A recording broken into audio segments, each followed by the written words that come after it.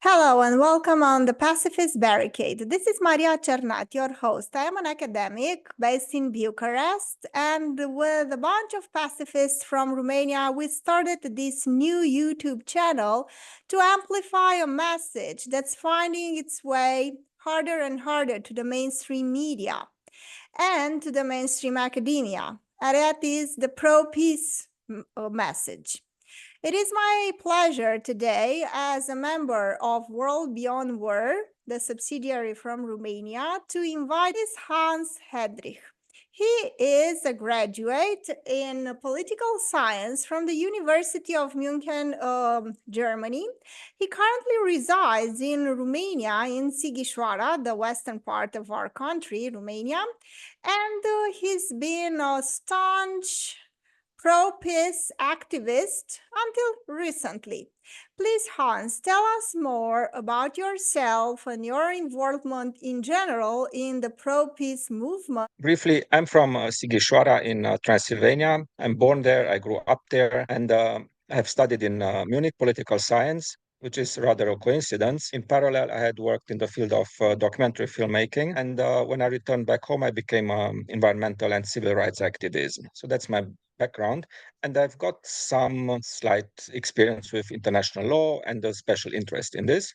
So when the war in Ukraine broke out, I started to write an article about a peace proposal that is legally sound from a international law point of view, and try to publish it and to get in touch with other activists. And in that context, you have already communicated, and yeah, I'm grateful that you have published my initial version of that article. Thank you. Yes, I was working at the Barricade at the moment. It was a project of Eastern European journalists, but unfortunately I wasn't pro-Russian enough to be accepted there, because once the war broke out in Ukraine, it was almost impossible to hold on to your neutrality and to remember that the one thing characterizing intellectuals is neutrality, rationality, critical thinking. And unfortunately, there were people that were pro-NATO and people that were pro-Russia, and very few, a tiny percentage of people like us that are saying that pro-peace is the best way to move forward, because if you are pro-NATO or pro-Russia, you're just another soldier. And it's even worse than that, because you're encouraging others to go on and fight and die while you sit comfortably at your computer and encourage others to do the dirty work. The European organization, I always forget the for security and collaboration, the OSCD, I hope I am translating correctly this name, is a very important, actually, organization. And you were present last week in Bucharest because they had a meeting, and fortunately it was in Romania, in Bucharest. It was reachable, and you came all by yourself holding on a sign and asking those people to spare us the blah blah, as you put it, and offer some real solutions toward peace. Tell us more about that. It's been an interesting experience indeed.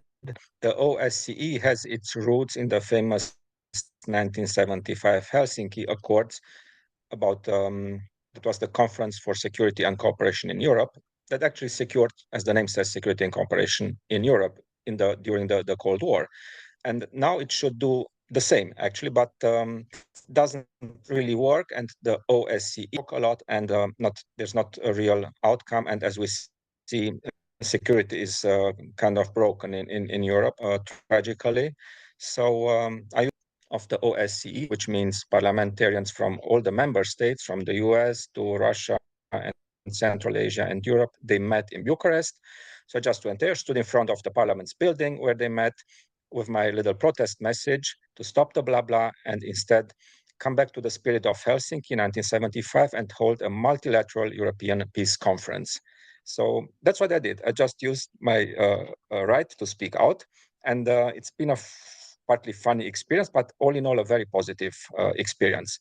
So I had the opportunity to interact with participants who just passed by the place where I stood to go to attend the meeting, and some gave me a thumbs up like this. Yeah, you already have forwarded the pictures to other colleagues, so they see that there are people out there from the people in the street who have an opinion, who care about what they are doing, and who tell what they think, that this organization should take care of security and cooperation again in Europe. So that's been my message.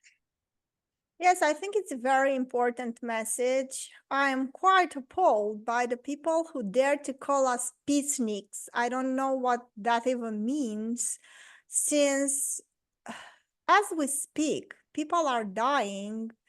Thousands of people are dying, Russians, Ukrainians, not to mention the horrible war in Gaza. I don't know if I can call it a war, it's a full-blown genocide, despite people protesting saying it's not. It's incredible. I mean, the pro-peace message should be important and should take a lot of energy. And it's so unfortunate to see people that are putting forward rational arguments, for instance, in favor of Russia, okay, but at the same time not understanding how wrong the solution of war is, not understanding how brutal this solution is. They just take it for granted because it's not happening to them, and it is not them who have to fight. So please tell us now more about what's happening at the European Union, because I'm under the impression that, with the exception of some examples of leaders like Fico or like Orban, who are labeled pro-Putinist and all the other bad names, unfortunately, what we see in the European Union are pro-war forces. If we think of Josep Borrell, von der Leyen, and currently a person that you recently wrote an article about, and they are trying to push this pro-war agenda, trying to escalate a military conflict with the biggest nuclear, with the country who has the biggest nuclear arsenal. So please tell us more about that. So obviously, the European Union, as we know, is very pro-Ukrainian, which is in itself is very okay, no problem with that. But they are pro-war escalation, more or less, which has its explanation in the fact that the European Union, from the very beginning of its beginnings, has been closely related to NATO. Let's not forget, the NATO headquarters is located in the same city where the EU headquarters is located, and where I find myself now as well, in Brussels. That's no coincidence. And so after the end of the Cold War, instead of the OSCE to secure peace and cooperation and security on the continent, it has become the NATO, which is pro-American. And now America has this proxy war against Russia for whatever geostrategic political reasons, and the Ukrainians are the battlefield and the ones who die for a cause that is actually not 100% theirs. And of course, in a war, it's said that the truth is dying among the first. It's one of the first victims. So each side tries to manipulate the population, and we are part of that. We see that, and that explains why there's such a polarization and between these two sides, and almost nothing left in between, which should be the peace party. And that's how I see the greater picture, not because I have seen it like this. It's from what I have read from well-informed sources. And coming back to the present days, after the elections to the new European Parliament, we are in beginning of July 2024. The new heads of European institutions are to be nominated and voted by the European Parliament. I think it's important who will be the head of the European Commission. I think there's actually sure that Ursula von der Leyen will double majority in the Parliament. Head of the diplomatic service get will face some trouble with getting voted. Mrs. Kallas, because which has a difficult history with Russia, but it's absolutely incompatible with the demands of a diplomatic service. It's that simple. So that's my opinion, and I try It's to not talk only to your some members opinion, of the parliament. but her declarations also, they are in the public record, where she criticized Russia to the point of Russophobia and saying that it should also be dismantled or transformed in a way that it won't survive its current form. There is this plan, which I find extraordinary, to divide Russia in 5 smaller parts. And I think for any Russian to hear something like that would be like, wow, a declaration of war. And I think this is, of course, completely the opposite of what a European diplomatic leader should be. This is totally contrary to the job description, and I sincerely hope that she is not voted in, because with leaders like that who are driven by this irrational hatred towards Russia, we were never going to reach a peaceful solution. And I don't think Russia is going anywhere. They are still going to be there tomorrow, no matter how much we hate them today. And this is not rational to move forward, and to put it also in black and white. If you don't agree with this irrational attitude of hatred, you're automatically pro-Putin. I find this to be one of the biggest challenges nowadays, isn't it? Well, each country that is officially recognized on the international level has the right to exist simply because it's there. That's international law, and it's common sense as well. So Russia has a right to exist in its current internationally recognized borders, like Ukraine as well. And anyone arguing in favor of breaking up the biggest country in the world that is in a conflict with the West, so to say, is playing with nuclear fire, and that's no fun.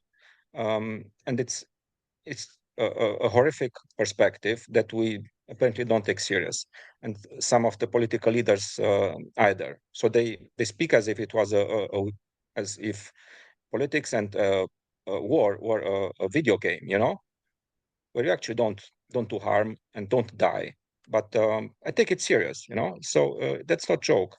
I'm an environmental activist as well, and there's the principle of precaution, the precautionary principle that says try to avoid the problem instead of fixing it afterwards. So we should apply the same precautionary principle to politics. Don't go into trouble. Try to avoid it. Find a compromise, negotiate, and so on. Find a solution. It's that simple.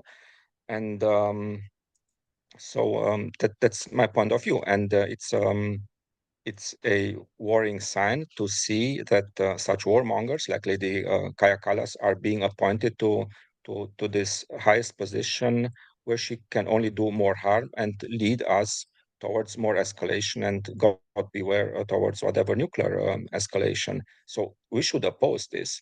And the fact that there's not much official opposition in the media and so on is a sign as well that the war is happening on the psychological level. So we are targeted as a population through the media, through the channels, not only official media, but as well the so-called social media, through the programming of the algorithms and the rules that they set.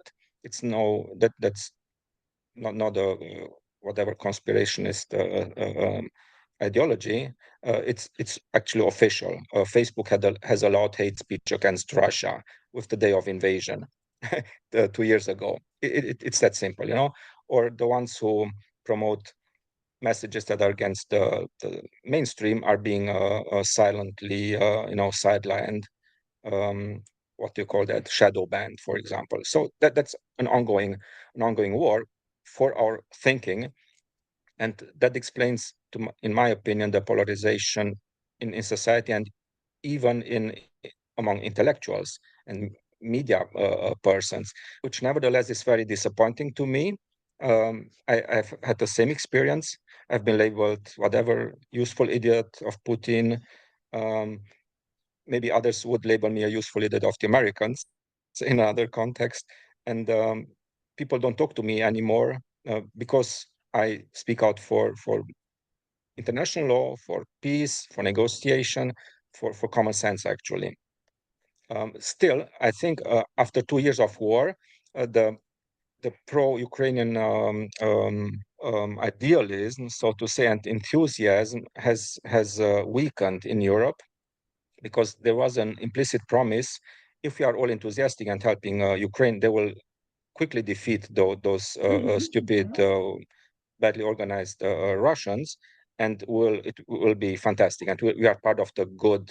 We are on the good side of history, and we will have a great party afterwards. Um, well, as we see, things evolve differently, and as it was to be expected, the bigger country with more resources will prevail in this war. You don't have to be a war strategist to feel this. So Russia is about to prevail and to win, and so I think in this context, there are more and more voices in Europe as well, who start rethinking this whole narrative and speaking out in favor of negotiation, de-escalation, freezing the conflict, whatever.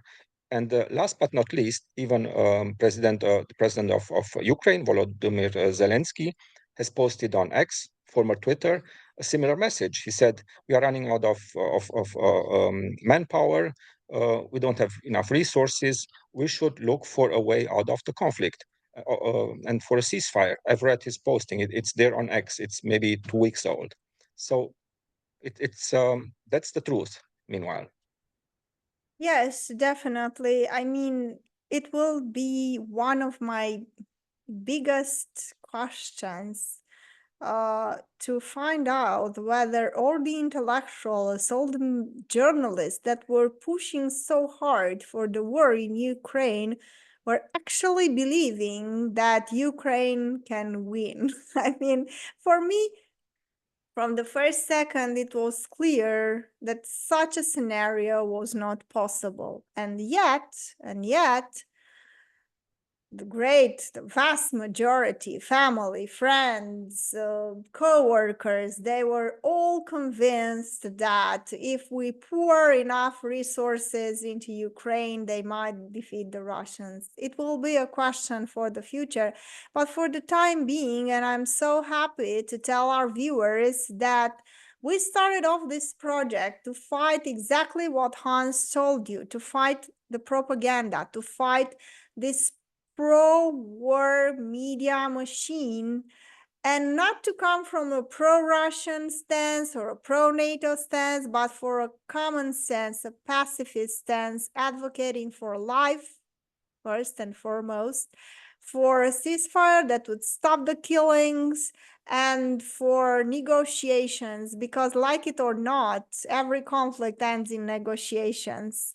I mean, there wasn't a conflict that didn't end this way. There have to be negotiations. Now, some of the negotiations are conceived poorly and exclude some of the main countries, like Hans explained in the article, very good article that he posted about the peace plan in Europe. But like it or not, this will be the end, the negotiation. So why not start now? Why not stop the killing and come back? And unfortunately, if you look closely, it is a part of the European leaders that are rejecting that. Because there are some leaders like Orban and Fico, I already mentioned them, that might want to talk some sense into Zelensky's mind to do the unthinkable and shake Putin's hand and try to work out some agreement between these two countries, because this military conflict only serves the weapons manufacturers and not us, the ordinary people, and not the Ukrainians, not the families of those who are being killed as we speak. I'm so happy that we started this World Beyond War Romania initiative. Tell me what is on your agenda. On my agenda is this YouTube channel. You, the viewers, I hope you will support us, because we definitely need your support. Like and share this video. So what is your future plan?